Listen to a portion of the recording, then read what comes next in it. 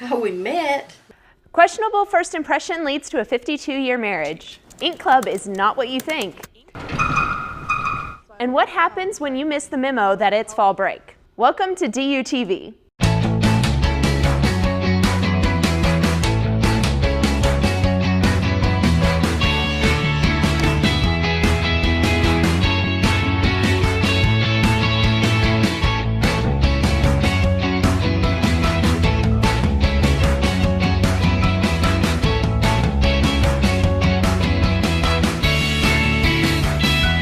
DUTV is produced by Drury University students in the Department of Communication from the Carol Lambert Studios.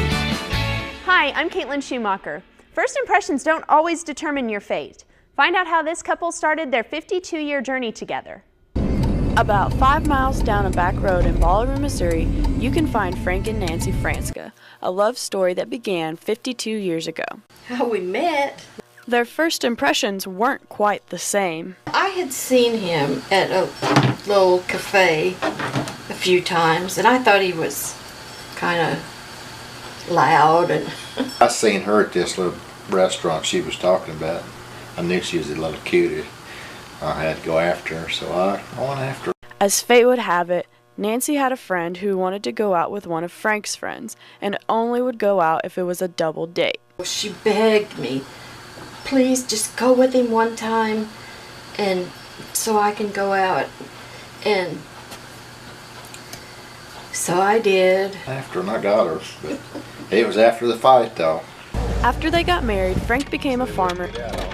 Frank was originally a dairy farmer, but now he's strictly into the beef business. They also have chickens, which produce farm-fresh eggs for them every day. He found out that I was not a milkmaid. I would feed the calves, and then I took care of the children. Tim, the oldest, Amy, the middle child, and Aaron, the youngest. They also have 4 grandchildren, Samantha, Tabitha, and Claire, and Matthew.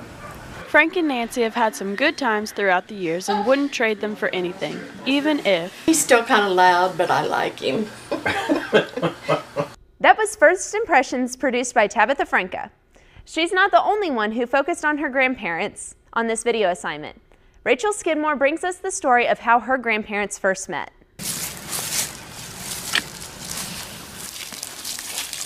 We've been married 61 years.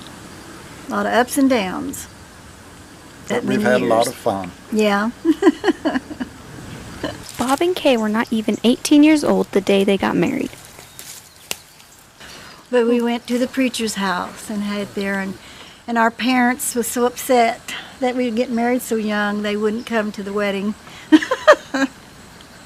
We were so young, and I can understand why they would be leery of that. It's been fun at some times. We've had problems, but we've worked them out. More financially than anything, starting so young. We milked for years, and she always helped me.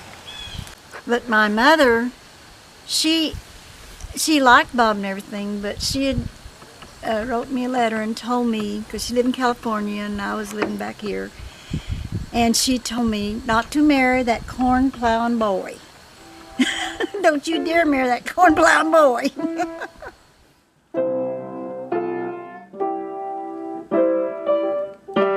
And then his sister, Rosalie, she said, oh, she'll never make you a wife because she got too small of wrist to pick corn. We've had a good life together. Trevor Cobb shows us that working in the library is more than just reading books, more than sitting at a computer, more than knowing the Dewey Decimal System, more than showing people where the bathrooms are, more than just shushing loud students. For many Drury students, Olin Library is a quiet haven where they can escape to study, print off papers, and even take a nap. For the students who work there, it's a home. I just like all my coworkers. I mean, they're all like awesome people. The students not only form relationships with each other, but also with Barbie and Catherine, their managers. Hello, this is Catherine. They always ask how her day is going. I get to know a different part of the student body in a more personal way. This family environment helps the staff get all of their tasks done quickly and still have fun while they're doing it. While the job may seem easy from the outside, the library workers keep busy, especially in the mornings. From reading the newspaper in search of jury articles, to retrieving books to send to other libraries, opening the library takes about an hour. What we do at the circulation desk is help jury students and faculty and staff with their library usage. And I like just the regulars in the library, you know, the kind of students that come in and do their work from kind of a day-to-day basis. These library regulars make the last part of the Olin family. The students who come in and day out don't go unnoticed. Well, good.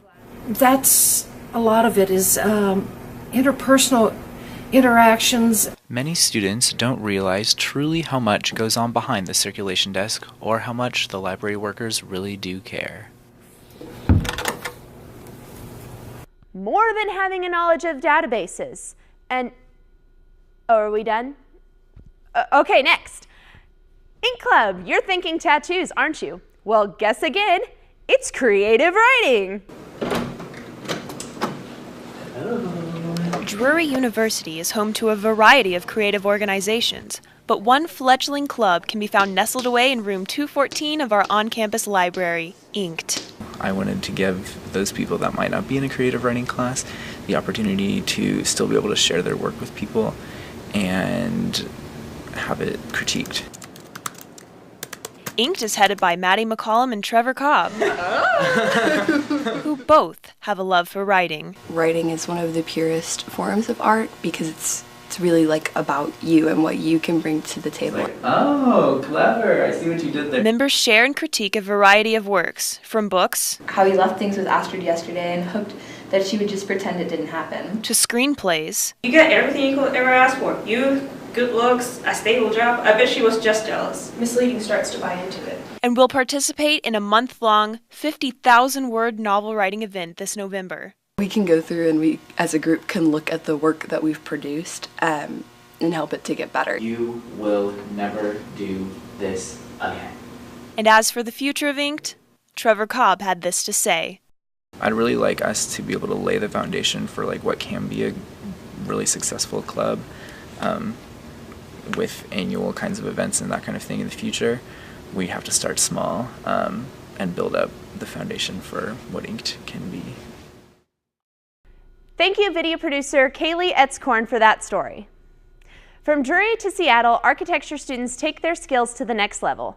Alex Ahrens takes us along for their journey. It's mid-afternoon on a Wednesday, and the fifth-year architecture studios are empty. Currently, they are all traveling across the country to use their skills in the field. So where have their 8 hours of travel, filled with luggage, Cute bag. escalators, and complimentary snacks taken them? We're in Seattle. No, we're eating breakfast right now at the old hostel. Read through this, but you guys need to be there at 9 o'clock this morning. The students will spend 2 days of design work involving the current project of a tower for the city of Seattle. Start our design threads. I would guess something like eight years with Drury. For 6 years, we've been doing the internship program. So we would get a Drury student that would come in and spend a week with us during their spring break, and we would have them work on a project. In fact, this model was made by a Drury student. Eric Cobb, the head architect at the firm, helps the students hone their skills on the current project. Because it's such a developed street. At the end of those 2 days, the students presented their work to the firm's resident architects to gain feedback and insight on the city. That would be a way to lock your project into the texture. Finally, after 48 hours of hard work and determination, the students were free to roam the city streets. Bears, you guys? Big spots we hit today. See, we hit at Seattle Library, we hit Smith Tower, we hit at the Columbia Tower, we hit the garden, the park. We hit at, obviously, Frank Gehry's museum, EMP museum. Right behind us is the Space Needle. The space. At last, the trip had come to a close, and it was time to dry off. A love for clothes and a passion for textiles leads this student to pursue her dreams in fashion merchandising. For the past couple years, I guess you could say, I have been working on my collection. It sounds kind of silly, but it's something I'm actually kind of proud of. Stevie's interest in fashion began with an annual family tradition. My mom always made a big deal about getting first day of school outfits. She would take us to the mall and we would get a matching outfit. It's kind of funny that I can remember most of those outfits. This tradition inspired a hobby that now serves as an artistic outlet. I'm really interested in art, but I don't have any specific talents. So this is the closest thing I came up with. Just, developing a style I feel like is individual and reflective of who I am. A lot of people think of like maybe hipster or something, I guess, but I would definitely say more on the European side. Though her style is also defined as monochromatic, Stevie uses other elements to create the look she wants. I look at textures. I really like mesh, pleathers, furs, unusual, unconventional things. Stevie has accumulated items that fit this mold in large numbers. She currently has over 30 sweaters and over 25 pairs of leggings. I have a decent amount of shoes, but I tend to wear the same 3 every day.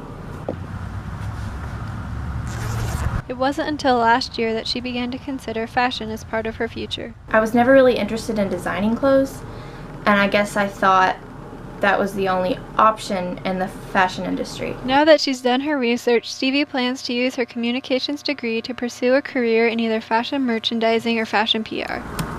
One of my long-term goals is to one day have a job that I love, that I'm excited to get up and go to every day. A job that challenges me to be creative. It's really exciting to think that that job could be in the fashion industry. Basketball season is in full swing, and we'll find out what's happening in sports with Kay.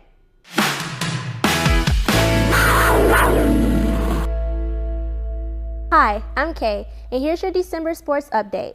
First up, we have a doubleheader on Thursday, December 1st. The women's basketball team will be playing against University of Missouri St. Louis at 5:45 p.m. Then, the men's basketball game will follow, also played UMSL at 7:45 p.m. in the O'Reilly Family Event Center. 10 points each are up for grabs on the Panthers app for attendance.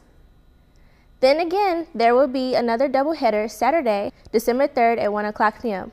Our Drury basketball teams will go against Maryville. Women's game starts at 1 o'clock p.m. and the men's game starts at 3 o'clock p.m., still in the O'Reilly Family Event Center, or OFEC.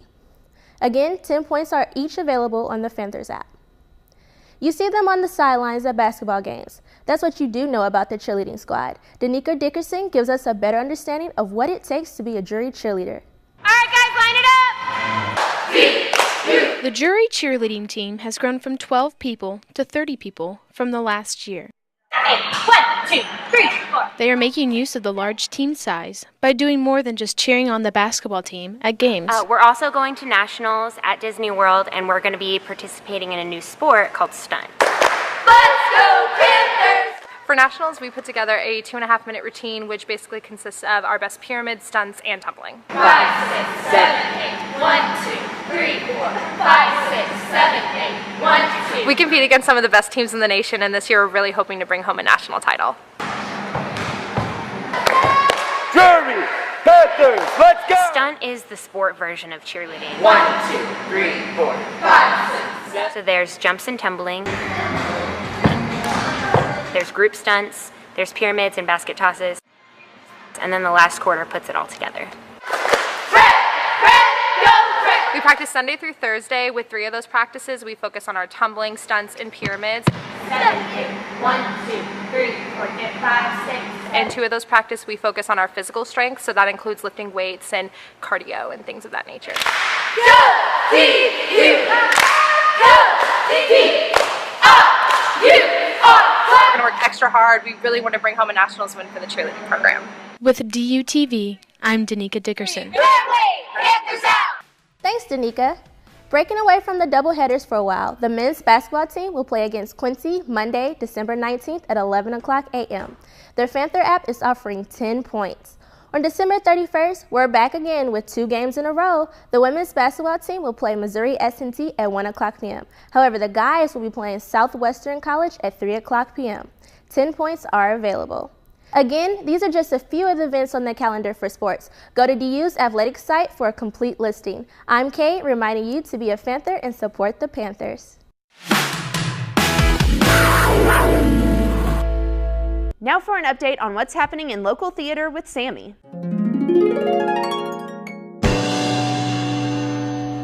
Welcome back to On Stage. I'm Sammy Boring, bringing you all of the upcoming productions here in Springfield. Landers Theater is bringing the movie A Christmas Story to the stage. From December 1st through the 11th, this musical will be on stage at times ranging from 2 p.m. and 7:30 p.m. Up for another musical, Landers will also be putting on 9 to 5 the musical. This is set in the late 1970s. This is a hilarious story of friendship and revenge in the Rolodex era. It's outrageous, thought-provoking, and even a little romantic. The show will be on stage from January 20th to February 5th. For more information, go online to springfieldlittletheater.org. Coming to Hammond's Hall is the Broadway musical Cinderella. Based on the classic fairy tale, this hilarious and romantic Broadway show is for anyone who's ever had a wish, a dream, or a really great pair of shoes. Tickets go on sale on December 9th, and the show runs from January 24th through the 26th at 7:30 p.m. How about a play? Well, Missouri State will be performing Clybourn Park, inspired by the groundbreaking 1959 play A Raisin in the Sun. Clybourn Park expands upon the story, characters, and themes of the earlier play and brings them up to date. This will be on stage from February 23rd through the 27th at times ranging from 2:30 p.m. and 7:30 p.m. and on March 3rd through the 6th with the same times. This will be performed at Craig Hall Balcony Theater. Finally, here at Drury, we will be putting on the classic comedy A Midsummer's Night Dream by William Shakespeare. This will be put on in the ballroom in the Finley Student Center from March 1st through the 3rd at 7:30 p.m. and on the 4th at 2 p.m. Make sure to check out all these musicals and plays to show your support for the local arts. I'm Sammy Boring, and now you know what's happening on stage.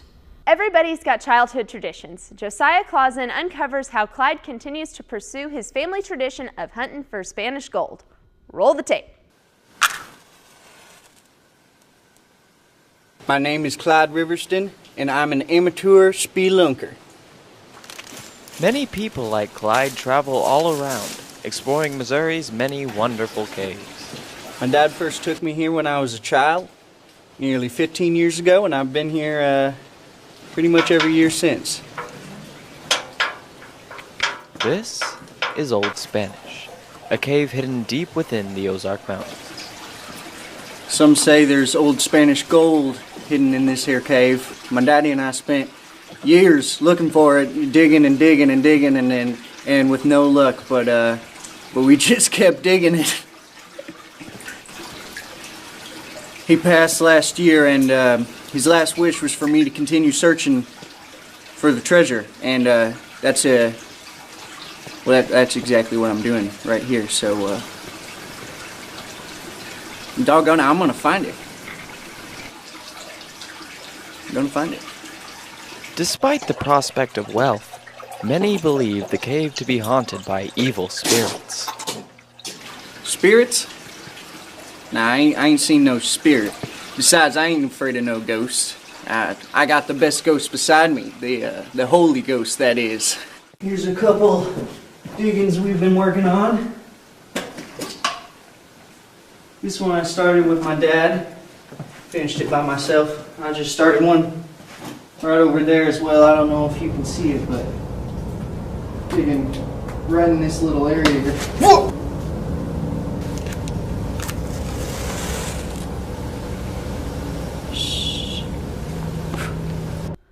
Fall break can sneak up on you in a busy semester. Discover how one girl deals with the surprise of an empty campus in this short produced by Alex Jones.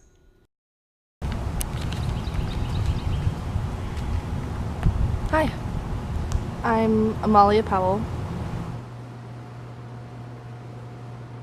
I'm pretty sure that I'm the last person. Amali was not informed that it was fall break. She has allowed me to film her interesting predicament, as she believes me to be a figment of her imagination. I woke up this morning, my roommate was gone. There's still stuff on the floor, like it was a mess. I mean, it's my mess, but like, I figured she would have helped me clean it up. So I got ready, went to my first class of the day. I couldn't get in the building. So I looked around trying to find someone to help me, and no one. I've never seen no one.